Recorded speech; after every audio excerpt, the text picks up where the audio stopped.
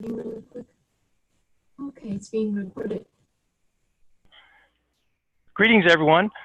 This is Dr. Anthony Bernier on behalf of our Faculty Research Committee, broadcasting live from high atop the Faculty Research Committee Tower on the beautiful and digital campus of San Jose State University. Today is September 17th, and this is our fall informal discussion with people who have been doing a variety of tasks within the research purview.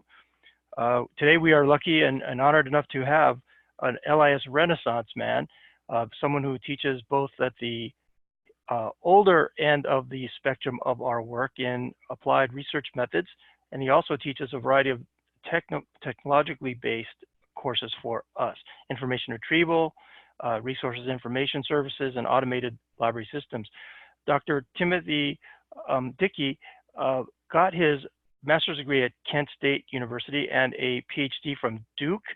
He has been an adult services librarian, a lecturer. He teaches not only for us at San Jose State, but also has been teaching at Kent State for a very long time, about the same amount of time he's been teaching for us at San Jose State. He has published widely in a variety of scholarly and practitioner journals. He has a wide array of interests, and today he is offered to appear with us today and share some of his experience working with a project that he's developing as a book. And so I'm going to let him take over. I'm going to stop share and let him put up his slides, but I'd also like to ask everyone to make sure that you're muted so that we don't have a lot of audio feedback during Timothy's discussion and Q&A. Also avail yourself of our chat room, our chat features of Zoom, so that we can have everyone's conversation in the mix. So with that, I'm going to mute myself and stop share and introduce everyone to Dr. Timothy Dickey. Thank you so much for that generous introduction. I will start off with a joke, as he said. If he can start off with a joke about the tall tower, I can tell you that writing a book is easier than you think. That's partially a joke, partially not. First disclaimer is I was told to make this informal, and I declined to do that. I made slides anyway, but number one, this is the busiest slide of the entire presentation. This is going to be the most words you'll have to look at. And number two, I do this because I'm a list maker, and organizing things in lists and by topics is part of the writing process for me, and part of the process that has made this book project successful, possible at all. I'll also give the disclaimer that, as Anthony said, this is mostly just from my experience, and I hope to open it up to other questions that you may have, other experiences that you may have, your experiences with any other publishers or parts of the writing process. I ask with three very disparate pictures, what do author Terry Pratchett, Prunella Scales, the actress, and former President Reagan have in common? I could just as easily have included E.B. White, Margaret Thatcher, Charlton Heston, Rita Hayworth, people like that. They all share diagnoses of Alzheimer's dementia and share that condition with millions of people. And so the book project started with me from a personal experience, actually, of caregiving with Alzheimer's dementia. Close family member who just passed away almost exactly a year ago, just short of a year ago. And it was in reflection of that experience that I finally got the kick to start this book project going. I had started the book proposal process once before in my checkered career, to which Anthony has already alluded, and was changing jobs, changing states, didn't get that book process going as well, but this one is My manuscript is due in just over 6 weeks, November 1st, and should be forthcoming just a relatively few months after that. Going to briefly take you through, again, in my experience, what each stage in writing the book has been, what my story is about that, and in honor of the good colleagues who have asked me to share with you today how the Faculty Research Committee can help along the way, and they have been helpful. I'll also share a couple variants in the process because I know that this is just my own story with this one book and this one publisher. The book starts with the conception of the idea. For me, again, this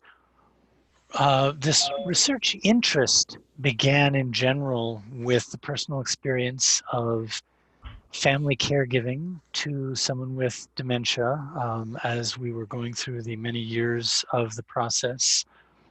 My wife and I were talking about how we could make the experience be more helpful to others and ways that we could reach out and share. And as a librarian and information professional, I immediately started looking at what libraries could do and what some libraries are doing already to serve this community, and was looking into various aspects of collection development, public services, adult services programming, things like that, in terms of, again, the literature about what libraries are doing and the practice of what libraries are doing.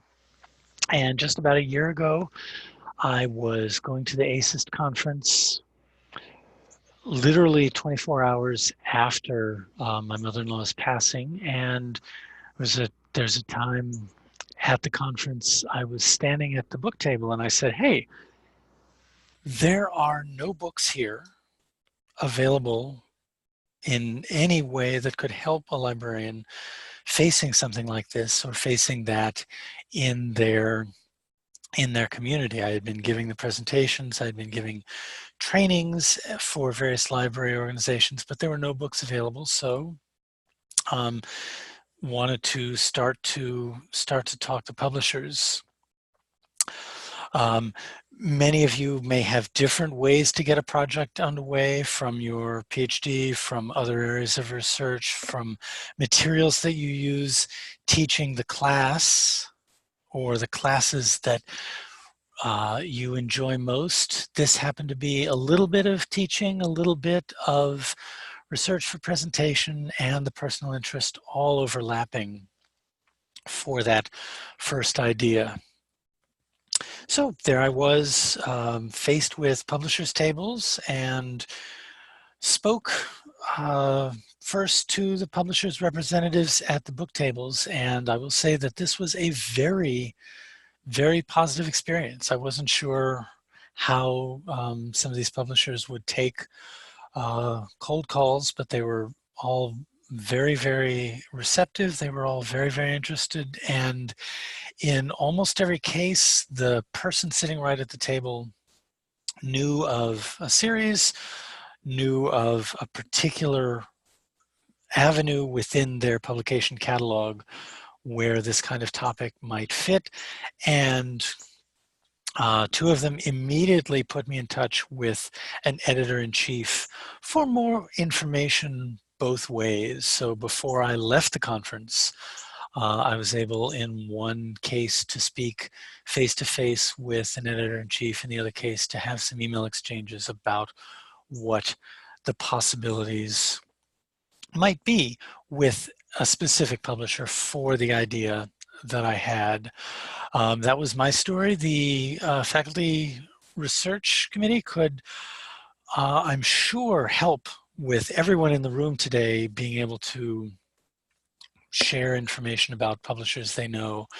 And all of us, of course, in our professional expertise, have a sense for who has particular avenues, who has particular specialties, who has particular series from which we've taught from which we've read, from which we have gained insight, and who we might want to speak to about the conception that we have for a book.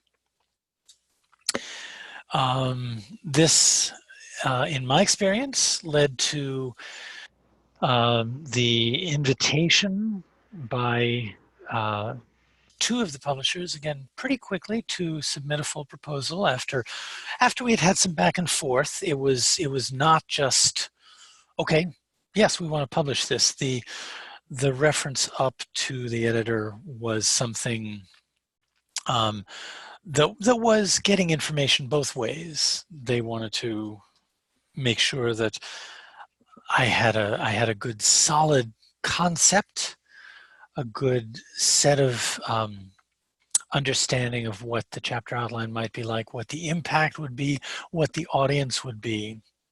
And again, two of them invited a proposal. This stage varies by publisher, but usually will follow a template for the proposal that's available on request through the publisher. In my case, the complete proposal needed biographical information to show my credentials, a summary and an abstract that they could use for different levels of conceptualizing where this fit within their publication catalog. Full description, including the impact statement. So there was also space for a couple pages about what I thought the complete project would cover and how important I thought it was both to researchers in our field and to instructors and to our students and the librarians who are out there, in this case, facing the epidemic proportions of dementia in our society. And so bringing each of those audiences into the proposal was something that they wanted to see. They did want to see a chapter outline. This particular proposal went to Emerald Publishing. They had some things that frankly surprised me a little bit. They asked for, let me see, what did they call it? Unique sales points. They wanted to know some books that were already in publication that may or may not speak to this audience, may or may not be like this book, and why I thought that those were not complete to answer some of the questions that I was proposing, and how I might frame the sales points for the gap that this book would fill. They wanted to know things about the market and the appeal, a little bit of prose about how it appeals to researchers, how it appeals to students, how it appeals to practitioners, what courses it might be used in, and also another surprise, what kind of marketing that I would do for it. I have to confess a little bit of naivete. I hadn't expected that aspect, but from what I hear from colleagues and people in other fields who I know who are writing books, there's a lot of publishers who are relying on us to do more of the marketing. And so you can be prepared, I would guess, with a lot of different publishers to say, okay, here are my professional organizations, here are the conferences that I attend, here are the presentations that I do, here are the classes that I teach, here are the ways that I can myself promote this book from the day of publication, and how I plan to promote it on social media. Do I have a website? All of these things were questions that they asked at the proposal stage. I will say that the FRC was very helpful. They were very supportive of my intention to make this proposal. They offered to read it through, make suggestions, make thoughts about feedback. And I am positive that their feedback made for a stronger proposal that I eventually turned in to the publisher, and thus moved on to the next stage, which is the contract. This happened fairly quickly with this particular publisher. I should say that the stages between the proposal and the contract, I promised to talk about variants. There can be some peer review that takes place between these two stages. In my case, with the proposal, they also asked for the names and contact information for 3 colleagues that I thought might be able to offer a good blind peer review of the proposal. They have their own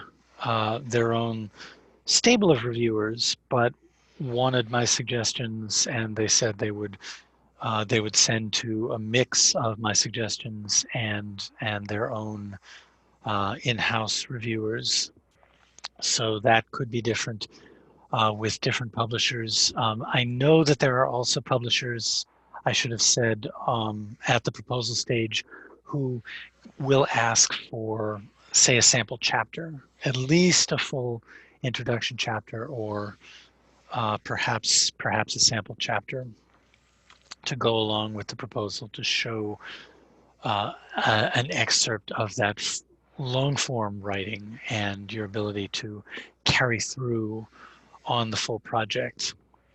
In my case, it was not a sample chapter. It was, however, the peer review, and they returned a contract with great detail, ready for my signature. They also sent back the 3 reviewers' anonymous comments, just as you would expect with a journal article, referee journal article. But they felt, after hearing from the reviewers, that they were able to move forward with a contract. My personal story and my recommendation with the contract is, do read it. Do read all of it. Some of this will be boilerplate, but it is still a contract. And there were, for me, again, some parts that were maybe a little surprising. And I will say that now that I am executing the contract, I am finding that I need to go back and look at the contract. One thing that I'm facing now that I missed, there was a clause somewhere when they were talking about word count. Sorry, I'm looking at a different page over here. Word count together with illustrations, references, and accompanying materials. I had forgotten that they're counting my reference list in the word count for the final book. And so as I finish up the draft of the final chapter and look at my reference list, I'm finding that I have to go back now and cut a couple thousand words from the text because of a clause in the contract that I read but had frankly forgotten to go back to.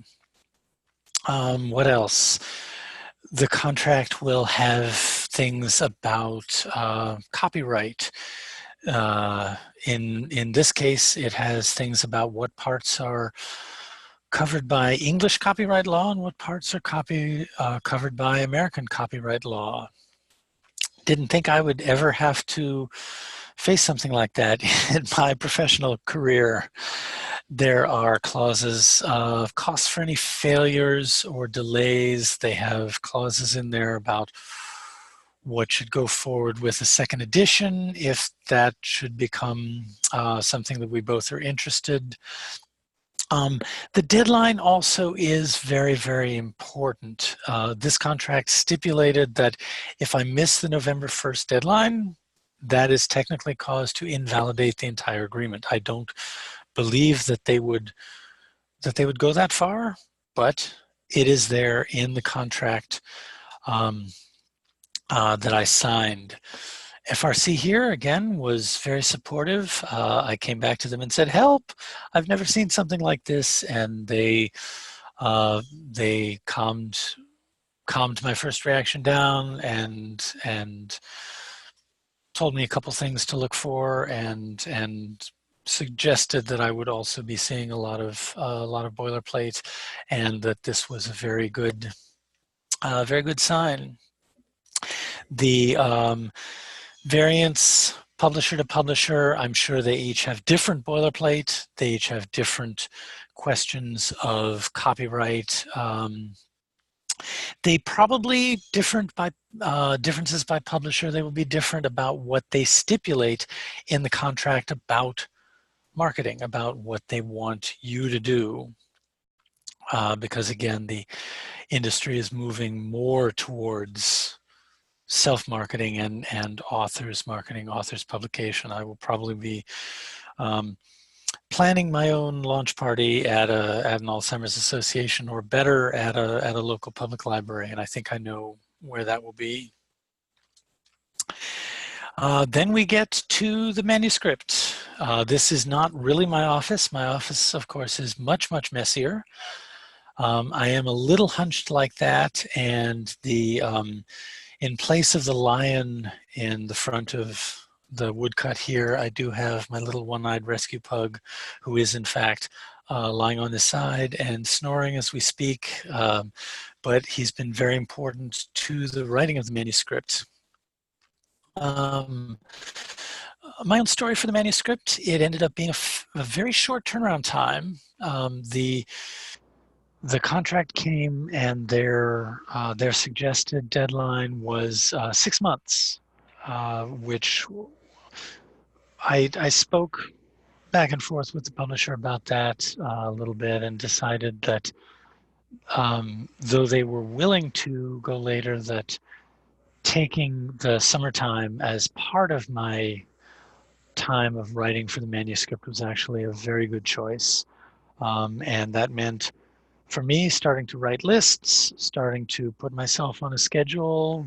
6 months equals 1 month to draft each chapter, and then 1 month for the final set of edits and reorganization of the complete draft. Also in this time, once I had that list made, the plan, of course, did not survive first contact with the time of execution, because the 6 months also has to include things like finalizing permissions. This is an aspect of the book writing process that I had not thought about. There's a very serious part of the legal contract that requires me to have permission for anything longer than X number of words as a citable excerpt. A couple places where I've adapted tables or am using logos for other organizations have to have those permissions in writing turned in with the manuscript. And so that has to take place during the writing time. Formatting the tables has to take place during the writing time. Trimming those extra 3,000 words such that there's space for my bibliography has to take place during the writing time. I'm happy to say that I am on track. I'm actually even a few days ahead of schedule at the moment, and that is proceeding along. My main recommendation here is something that my wife and I developed when we were writing our respective dissertations in the same year, writing a position paper, also sometimes called free writing in some of the writing textbooks, is just sitting down to put out everything that I know about something, at least every day. Write something every day. Write, whether that's a paragraph, whether that's 2 paragraphs, whether that's a full page and a half, but to write something every day and put that in and be able to work with something, cut it down, make more sense of it the time afterwards, the day afterwards. That's been what makes the process possible for me. That's my story on the manuscript. I haven't needed to speak to the FRC at this stage, but I'm sure that our smiling colleagues would be happy to consult if I had questions at this point. The only major variant that I know in the process of writing a book at this stage is whether your contract is for an entire manuscript or whether you're submitting it in parts. Sometimes, more in my previous career in the humanities, they would be looking for chapters with deadlines for separate chapters working towards a final deadline. In this case, they said, here's your November 1st, and everything arrives on or before November 1st. Thank you very much on that. Wow, this does make it look so easy. As I said, this is a fast process in my case. They wrote a contract with a 6-month manuscript deadline, and after some negotiation, I decided to take that. The turnaround afterward could be a process of even fewer months. I am at this point guessing that I will have a book in hand in February, perhaps even sooner, depending on whether there is more review, whether there's more revisions that have to come after I turn in the manuscript. This is the part where I'm writing the story that I don't know, and it could be that Lily and Anthony are smiling in the background and they're saying, wait till he sees.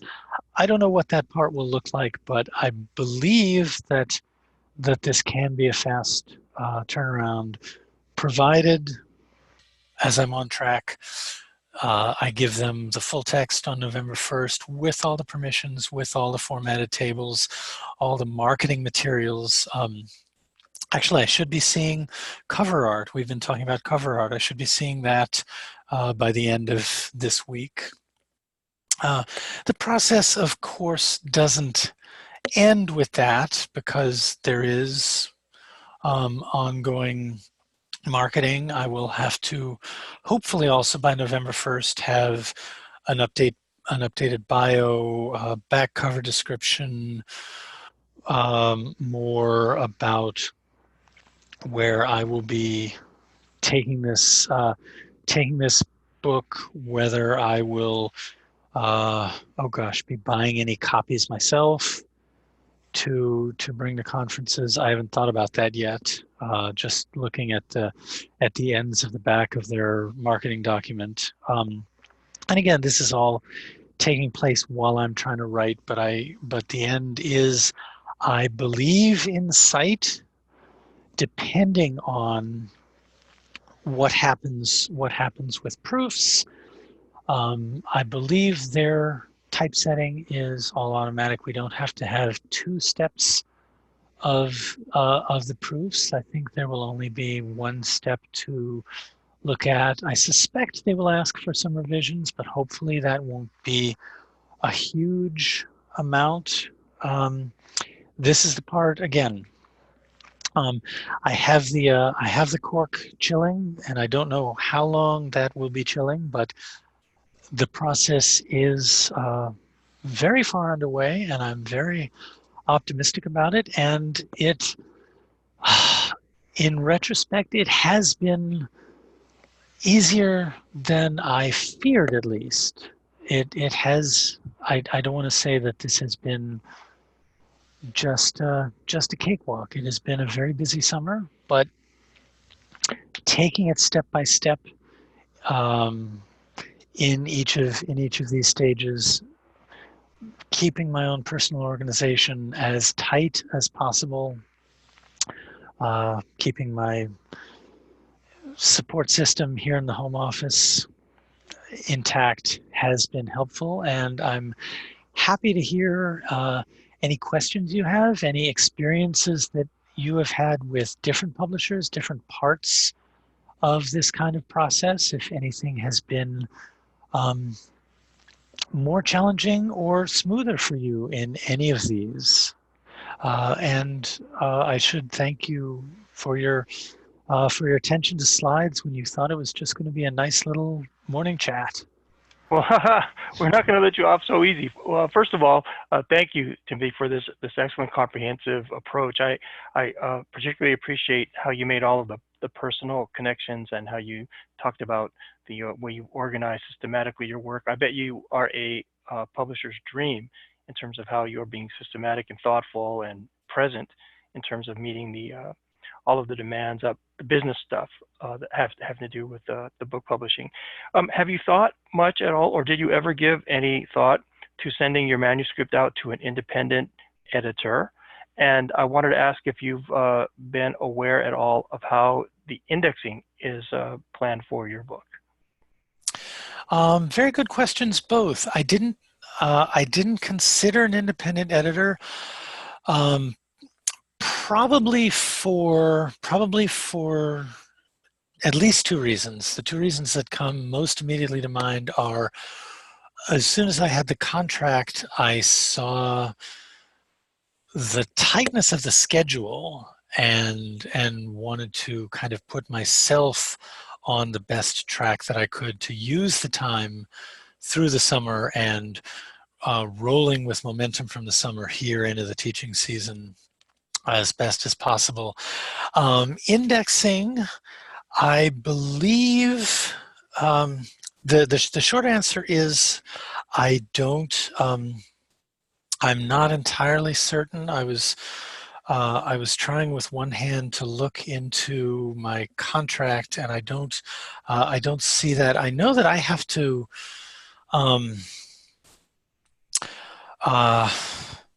Yeah, Okay. I don't know. That's fair enough. As far as the independent editor, the other reason that came to mind is my wife is a better writer than I am and a extremely good editor, and she has been very generous with her time as well. Okay, good. You are lucky, and as a spouse, you did the right thing in crediting your spouse being being better than you are. A lot of us say that and mean it. So we have really no formal structure to follow here. I did notice that Timothy, there was Charles posted a question. I'm not really sure how to address that question or that concern. Maybe someone else in the audience may have something, or Timothy, if you have one, a response. If not, we can open it up. But we really don't have any more of a structure than what you see in front of you. So if you have a question or comment, something about your own thinking about our own project that you may want to ask either the members of the faculty research committee who are here or Timothy, let's have at that. I don't happen to have an answer for Charles's question either. I do know that Emerald and even other books in this series have been made available open access. I don't believe that's going to be the case with mine, and I'm not sure what their decision tree is for which ones go that way. It will be available as an ebook, but as far as I know, that will be fee-based. It will be available chapter by chapter as an ebook, considering the pertinence of the material to different kinds of library science classes, collection development, public service, reference. They will make chapters available, but that will also be fee-based, and so I don't know where that was in their thinking. Okay, thank you. Anyone else want to either respond to Charles' concern or offer something new or different? Anyone want to talk about a stage or early stage that they may be at in terms of developing a project of their own? Hi, Anthony. This is Lily. I just wanted to comment on Charles' question regarding open access. I wonder if it would be helpful to get in touch with our open educational resource librarian here at San Jose State University, because with this movement toward open educational resources, the librarians must be equipped with all kinds of knowledge related to open access publishing, not only just journals, but also books. And there must be some options there. Let me dig up her contact information and send it through chat. And I know that's very pertinent in California, even as we speak. So yes, thank you. Those of you who are not fortunate enough to be a member of the Faculty Research Committee should be availed, and Timothy's been very gracious in his discussion about how we were able to help. We didn't really do all that much, frankly. We looked at a proposal draft, and we offered some constructive comments that might be considered. And he took what he needed from that and ejected the rest and went on with the project, and obviously proposed a successful project. So that was good.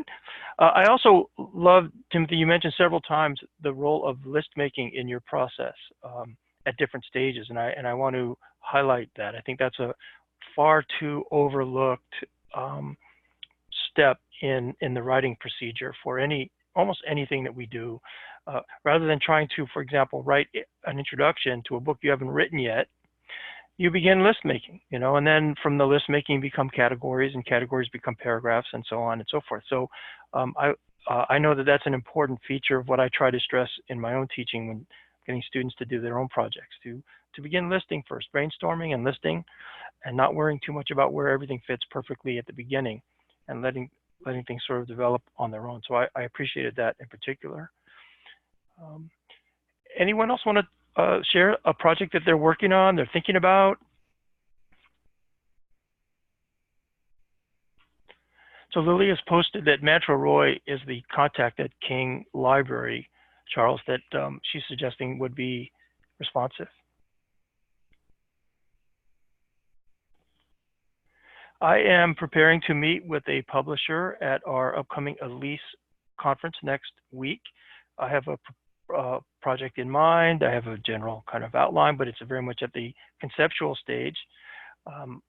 But it's very close to how Timothy described attending a conference, walking up to publisher tables, making some general observations and some beginning discussion, and how it led from there to a proposal, to a contract, and ultimately to a book. So I'm actually in that same line of steps myself.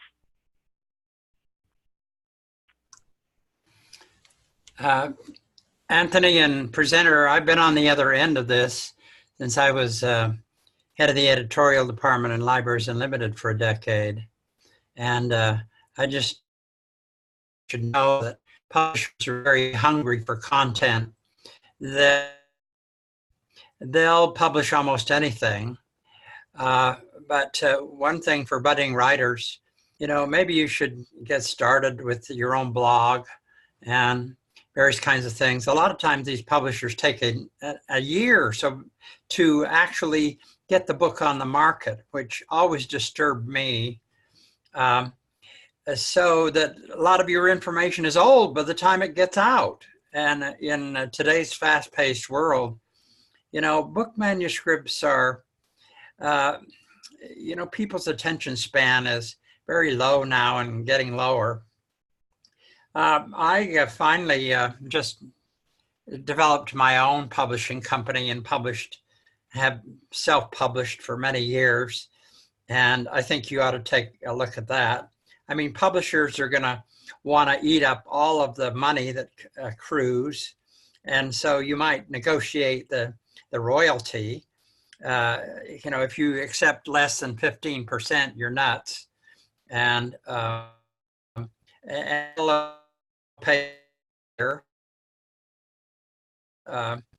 So there's probably no money to be made. Just your reputation is about the only thing at stake in book publishing these days. If you happen to get, a book that's adopted by many library schools across the country, you're very, very fortunate indeed. That competition is because so many universities now are going to OERs and trying to cut the cost of textbooks. That's another thing. Check on your publisher. You know, what are they going to charge for the book? $125? You know, right there. I mean, if they expect you to buy, you know, 30 copies, which you know, and you have to pay $75 a copy and hope that, you know, and so anyway, it's just crazy, the market today. And through Amazon, you know, you can get peer reviewers, and you've got networks within the library community. So self-publishing, I think, is maybe to get, yeah, you publish with ALA or something to get your reputation going. But after that, I suggest that you just launch on your own, and it's a lot more profitable anyway. So anyway, that's just a few hints from an oldie. Thanks, David.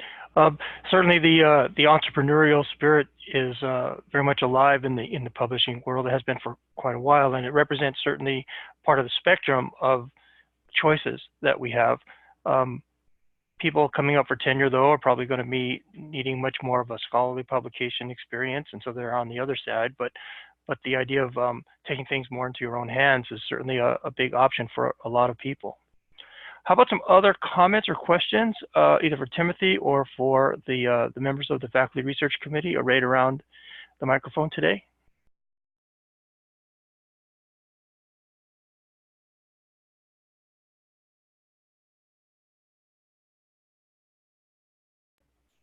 Well, seeing none, we don't need to extend indefinitely. I want to extend a deep sense of gratitude to Dr. Dickey today for sharing his experience with us. Good luck meeting your final deadlines and milestones, and be sure to acknowledge your pug in the acknowledgements. You don't want to forget the pug.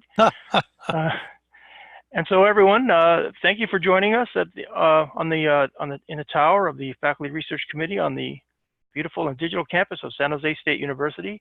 Please join us again in the spring, where we will have Dr. Kellerbacher, who is going to be share an experience as well with him, his experience working with research.